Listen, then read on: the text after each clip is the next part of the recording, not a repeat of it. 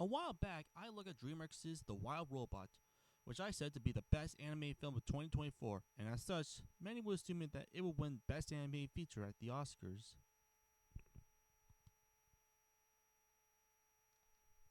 But sadly, it was not the case, as the winner was a film made in the country of Latvia,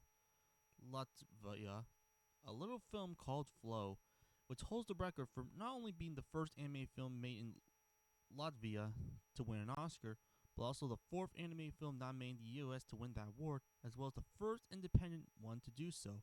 So let's see if it clearly deserves it or not. Flo follows a cat who is very antisocial and prefers to live alone. Suddenly, a flood appears, and Cat has no choice but to evacuate.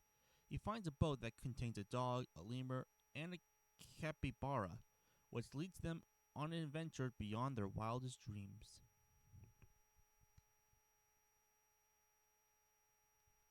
Now, the film does have a very simple story, a bunch of animals that travel to new places, but it's the film's simplistic nature that makes this film so special.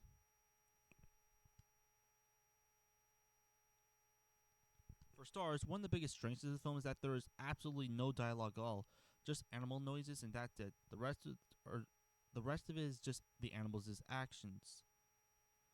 And I absolutely love it when films don't have dialogue and just let the visuals speak for themselves, as the animals themselves' personalities manages to be noticeable without the use of dialogue, and the film would have the characters breathe through quiet moments and powerful scenes. In any other anime film, they could have filled the void with celebrity voices and silly stuff so that the kids don't get bored, something like the Ice Age movies. Another thing that I absolutely love about this film is the world it's set in, mainly from how ambiguous it all is. As there are man-made things like boats and buildings in this world, but there are no humans. Could this be set in a post-apocalyptic world? I love how the film lets us interpret these things instead of explaining them to us. The journey for our animals is quite intriguing as there are many perils the animals go through and unique landmarks like a forgotten city and a labyrinth. It would, let, it would lead to some very wholesome moments that helps bring the animals together as a group and even develop some of them, like how the cat would start off as a hermit to being more selfless and kind.